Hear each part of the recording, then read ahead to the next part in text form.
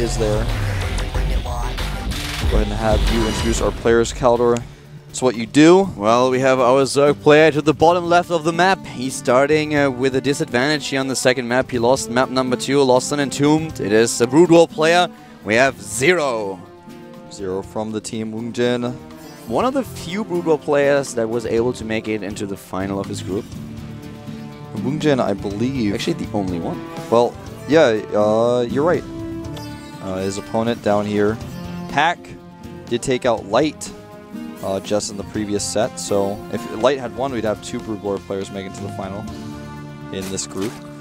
I believe Woongjin in Korea is a company that makes like household products, like they would make toilets, maybe tiles for houses and other just sort of things like that. Maybe like a boiler, water heaters, things like that. Just to give you guys some insight into that. I'm pretty sure that's what Woongjin is in Korea. Okay. Just I believe you. Kind of some insight, like a lot of people don't know that these teams are sponsored by like big companies in Korea. I mean, big company. That's where they get their Woongjin is the company name. It's not just like the name of the team that they thought was cool. Like that's a huge company in Korea. So a lot of people know that Korean teams and KESPA teams have big sponsors, but I just want to kind of emphasize that a little bit. KT, if you're an American living in the United States, it's almost like AT&T. Or something like this. It's just to give you kind of an idea of how big these sponsors are for these teams. The barracks nearly done for Hack. Let's see, he's probably going to expand very soon. He's already accumulating the minerals that he needs in order to start with his with Orbital and Marine, and then he will head on to get the Orbital, the command center on the low ground. At the same time, Zero here on this map is starting with his expansion first, no surprises, and we'll find out what he has in mind. On map number 1, he started with the Roach and Baneling attack. This is also a strategy that you can use on Cloud Kingdom to pressure your opponent, but you don't necessarily have to, of course. And how aggressive is Zero going to be? On map number 1, StarTale Hack had a really nice defense set up and was able to shut down those attempts very early. It was a very thin line, though, that Hack was walking. He just got the siege mode ready. Seconds, like a second or 0.5 seconds before Zero attacked. Yeah, it was so razor thin. Like you said, when the Banelings came up, it was just boom, right in their faces. That hit meant everything, because without that, the Banelings would have gotten in. So much more would have happened. He might have been able to defend still, but I mean, let's get real for a second and say that obviously he would have taken a lot of damage from that push otherwise. Great timing there by him. 3 barracks play coming out from Hack here. This is something that we've seen Bomber in particular do quite often. And talking about Bomber, a teammate of Hack, and therefore definitely something that he has seen in detail, and he could talk with his teammate about the strategy. So it's going to be interesting to see if he's going to be as aggressive as Bomber. Bomber had a time where he actually started with 5 barracks after this and just rallied Marines across the map. It was a great style. It was really difficult to hold off, especially when you're not prepared. When Zerg was thinking, oh, well, I have some time, he went for an expansion. So very cool things that Terran can do, some of them a little bit gimmicky and all-inny, but all of them very dangerous if not scouted early. Yeah, and look at this, picking off an Overlord, great knowledge of the Overlord pathing here by Hack, gonna find and kill that Overlord. That's something he's done 2 games in a row now against Zero. And we've seen, like you said, the 5 barracks play quite often. I believe one game I can think of by Bomber specifically was on Muspelheim against the Zerg. That's just... This type of pressure is seen in all matchups. There's 5 barracks play after 1 ranks expand versus Protoss as well to try to target down those sentries, do damage at the natural, maybe get probes, catch him off guard if he's being greedy, and even if he's not being greedy, if your micro is better than his, you can do so much damage. And this is another one of those builds where he doesn't even necessarily have to attack, but the potential is there for quite a strong push. Hack has, by the way, his weakest matchup in the TVZ. He just lost to Hyun at the TSL4 qualifier in the GSTL Season 2. He lost to Lucky. He was able to win against King Kong and Lushira, though. So, in total, he has like a 50% win ratio against Zerg. It's his weakest matchup because he has 55 against Terran and 67 against Protoss. But 50% in the GSL, it's not too bad. You always have to put all these statistics, of course, into perspective. Hack is not a player that travels a lot to foreign tournaments. Therefore, he only meets Koreans at the Code A qualifiers at the GSL. And this kind of shows his skill. And look at this. It's actually amazing. Not even the SCV has been spotted. This is crazy. Yeah, and this is going to be Bye-bye third. Well, I can tell you what, man, no matter how crazy this is, Zero is not going to want to call Hack after this. And I'm thinking he may have to cancel his hatch, especially once he spots that second bunker. Look at this. He's waiting for the hatch to finish before he even shows the Marines in the bunker. This is actually perfectly executed. He's not attacking just yet. He doesn't show the bunker, exactly. So he will let the hatch finish probably because he thinks it's the first one. And now he's like, nah, it's the second one. Queens, with their new range, are going to be able to fight this a little bit better. But yeah, the SCV is already gone, and this is a problem because the second one is not going to finish. But look at this, man. This is an even bigger problem. All these Marines they're sitting across here off the 3 barracks. It's a trap! Yeah, it certainly is, man. Oh, the Marines in the bunker are still doing the damage. A great style here by Hack. A great style that he's playing here. Really well done. This third is doomed. Well, Zero, you can transfuse as much as you want. Your links will not be ready in time. No, this is not going to work. And look at the position of these Marines here. He knows that this is going to be something that occurs. Between the patches. The Queens will clean this up, but the damage has been done. Not only did he kill the hatch, but forced a ton of Zerglings rather than drones. Look at this. And it was so cost efficient. Exactly. It was very cost efficient. 27 units lost, and the hatch, of course, as well. This is the big deal. Losing the expansion and Hack. Yes, he lost the Marines, but he is fine with this. He killed so many Zerglings, and taking down the hatchery of your opponent, totally worth it. Yeah. Well, Zero is now desperate. He's getting Baneling speed here. We might see a Baneling attack here. I think so. I mean, with the amount of Zerglings he has, what else can he do? Have you noticed they're just kind of sitting out on the map going, well, we're Zerglings against the wall, what are we going to do? Well, yeah, that's right, but the problem is I don't think he has the lava to actually follow it up. No, yeah, you're right. I mean, he's actually just...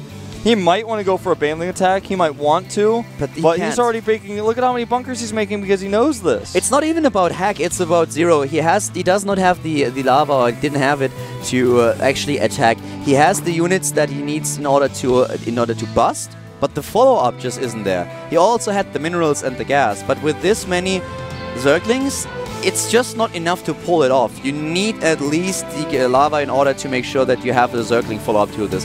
And now he's getting additional Zerglings, but he lost so much time that it's already a bit too late. Speed for the Banelings is going to be ready, but with the bunkers that have been set up... 4 bunkers. Even with no tanks, man, 4 bunkers is going to be so hard. If Hack doesn't salvage them, and Zero decides to commit to this, he needs to do damage. If he doesn't do damage, then he's going to lose this, because he just doesn't have the follow-up.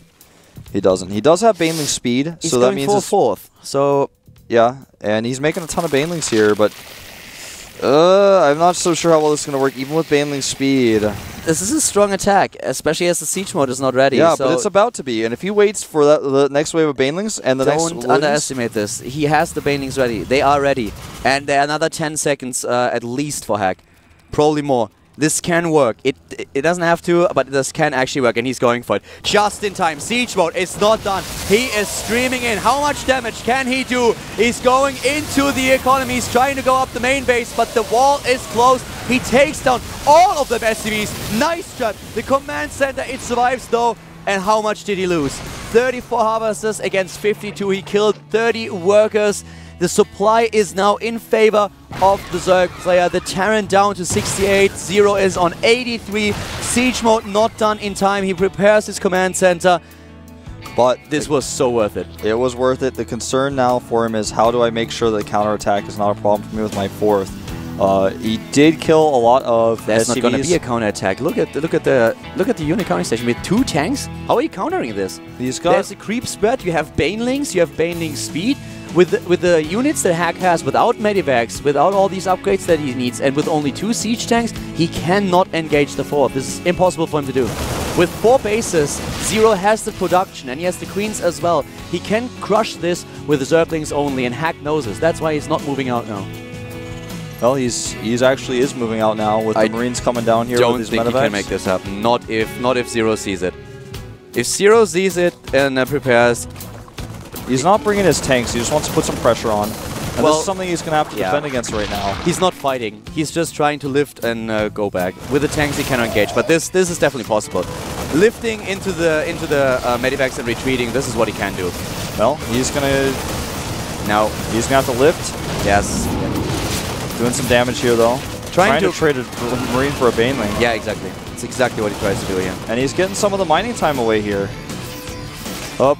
But you're right, the army of the Zerg with the crease spread here, he was not able to do a main frontal attack. He's moving his units out again here, but it's just to secure his third base. He's going to pick up again, move down to the low ground. This is a perfect position as a Terran to engage because you're basically fighting against melee units with ranged units, and always you can reposition. This is such a great place to fight. And look at, he doesn't even unload all the Marines because he knows. Zero has the advantage that Hack... well, Zero is currently not using this as he should be. He should have 1 or 2 banelings on the low ground and some on the high ground. If he does this, Hack cannot really make this work. And now look at how he's baiting him to the left while he's trying to siege up. This is so smart. This is brilliant by Hack. Now that he has the army that he needs in order to engage this, he's just luring Zero to the left. And at the same time, he takes the opportunity to siege up at the fort. And now it works. Earlier he couldn't attack, but with the units that he has now, definitely possible. And the smart thing, the stupid thing is that silly thing, Zero is falling for the trap. Yeah. Hack is playing so well. This attack earlier with the banelings did so much damage, and he knew exactly how to work against it. And baiting his opponent to the left so that he has the position to siege up with the tanks at the fort. Awesome. Well, 120 supply here for Hack. So 40 supply ahead now. He's got the third base fully secured right now. Look at that. That army supply, man. It's looking pretty conclusive that Hack is going to be able to continue to push through this creep now. This time he has the army. He can do it. 9 infestors on the way, but those are not going to be out in time to stop this first push. He thinks he might be able to catch this. A little bit of hesitation from both players there. But in the end, Zero gets pushed back. Another drop going around the left side. This may draw some more forces back while he continues to push through the creep with some stims and scans. Nice setup here with the defenses. He's definitely going to wait for the infestors. He doesn't want to engage here. He might have to cancel. He's forced to attack, but he's lucky that the siege tanks are not in position just yet. And this drop, look at the Spore Crawlers. He's going to get that drop ship at the very least. And no targeting here, really. Looks like he may go for the Queen now, but it's not going to be too significant, even if he gets it. And while Zero has to move to the left to defend, Hack is going into position at the fort again and is attacking it.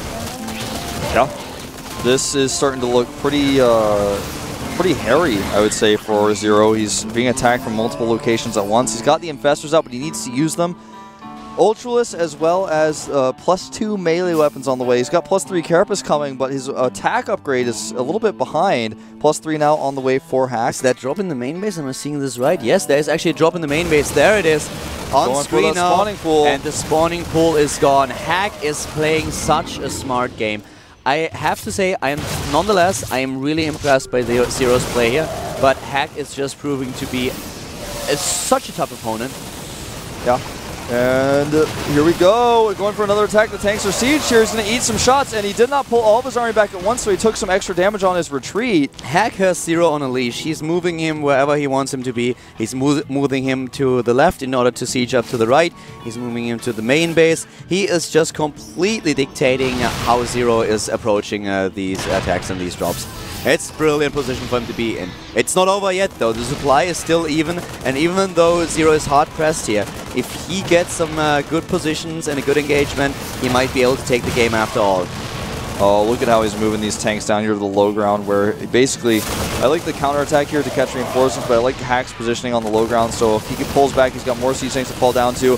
The infestors are hesitating here. The Marines are already on a concave. This hatchery will fall, and the counterattacks that we're seeing from Zero are not really accomplishing too much. Nice trap here on the Marines. They can't escape, but I mean, the DPS that they're putting out is so much right now.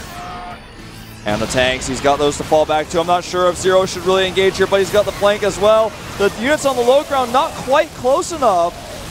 And this army is going to die. The Ultralisk now, doing the damage that they were supposed to do. You mentioned the tanks on the low ground, and they definitely do the damage, taking down another Ultralisk here. Well done. They could have been a little bit closer, but they helped out quite significantly. The thing is that Hack has now more and more units just rallied across the map, and another drop is heading towards the main base, and it has been spotted, but I don't think that Zero is in position. He doesn't have any... Oh, yes, he has some units over here. I didn't see them. Yeah, he's... Oh, but 3-3 is now down as well. Yeah, he's got that 3-3. This is a scary moment for Zero. Obviously, his economy is crippled, as is his production. He's ahead in supply.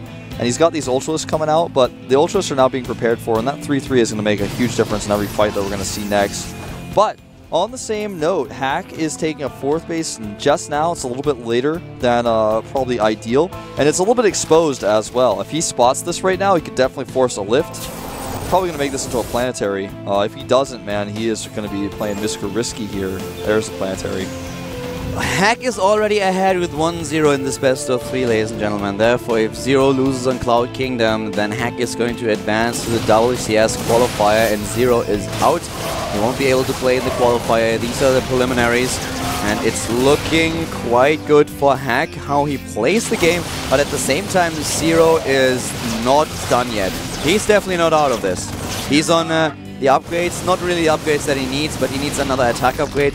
He's a little bit behind in upgrades, but still, he has a 4th base to the left side of the map. He has the tech that is necessary, he has the economy, but he is hard-pressed, and he has not fallen apart so far, but it's really interesting to see how Hack is dominating this map and how he's forcing his opponent to act the way that he wants him to play this out. But the supply is in favor of our Zerg. Yeah, Zerg is... He's got a supply lead, yeah, but positionally here, and as far as competition goes in defending these drops, he's starting to look a little bit weak. Now he's going to lose his Ultralisk Cavern, and he's going to lose some drones down here on the low ground as well. His creep still extends over most of the map, but he needs to do something about this other base. Now he's got enough defense in play here. He thought he was going to get away with killing the Ultralisk Cavern and killing some drones, but Zero predicted exactly that he was going to send the second drop right back there. Seeing a lot of units home, but this allows him to scan, kill some tumors, and get into position here. The tanks are sieged. He's got some Marauders. I'm not sure if this Terran army is big enough, but we're about to find out. The tanks are shielding the Marines now, but the Ultralisk, they crush through them. The supply is running down for both of them, and Hack has not enough units, reinforcements.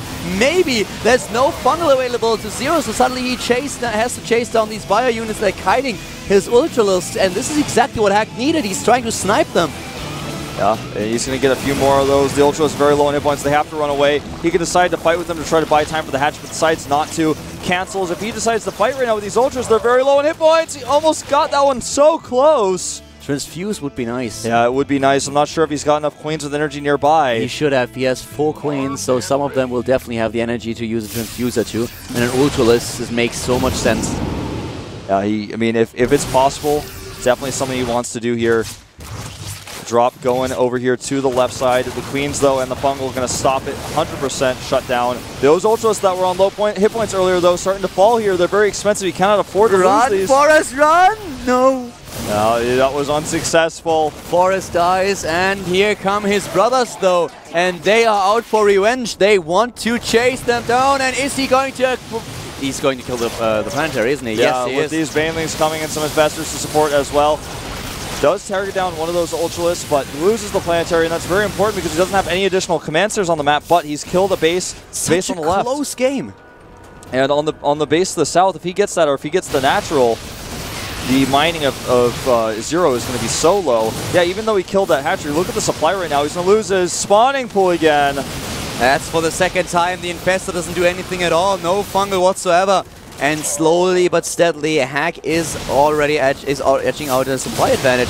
He's going in here now, losing a few units, but he is just in such a great position in general.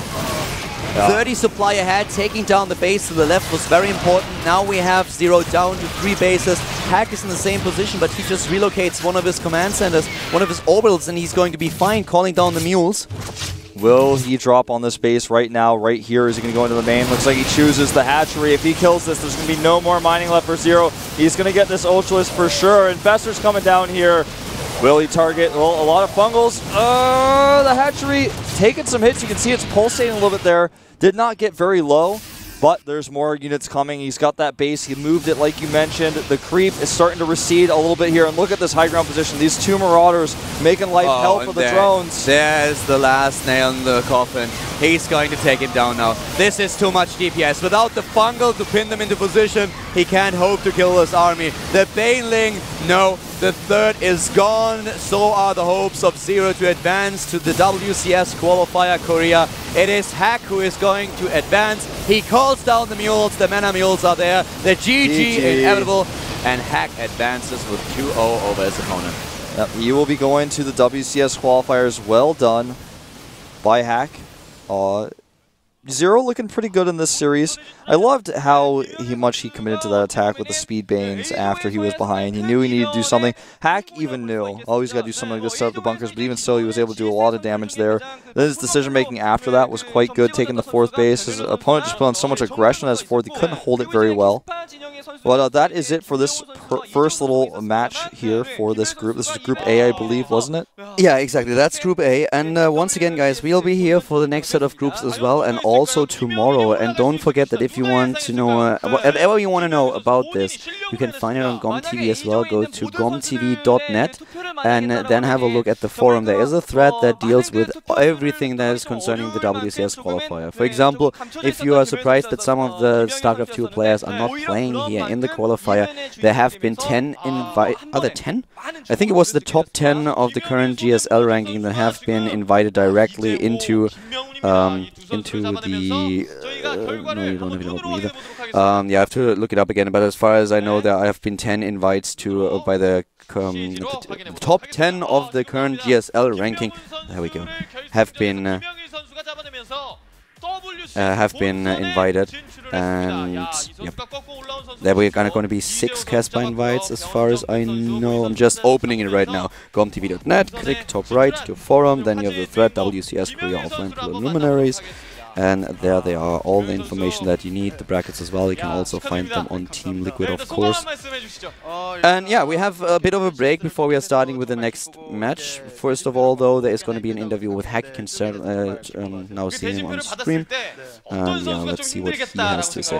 일단 반대쪽 라인에는 변현우 선수랑 이쪽 라인에는 정준 선수 이렇게 When he saw Group A, 근데 이제 예상 외 선수들이 he thought that Bjorn was going to be the hardest problem, or the biggest problem for him, the hardest player they may have to face.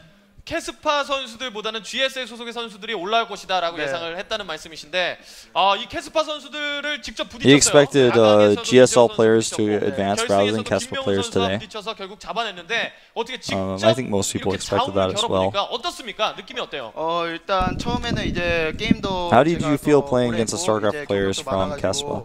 경력이 아니라 그 스타트 쪽에 경험이 많아가지고 이제 조금은 쉽게 이길 수 있다고 생각했어요. Because I played StarCraft 2 a lot more than the Casper players and have a longer history than them, I thought it would be pretty easy, but in reality, after I played against them, they seemed pretty good.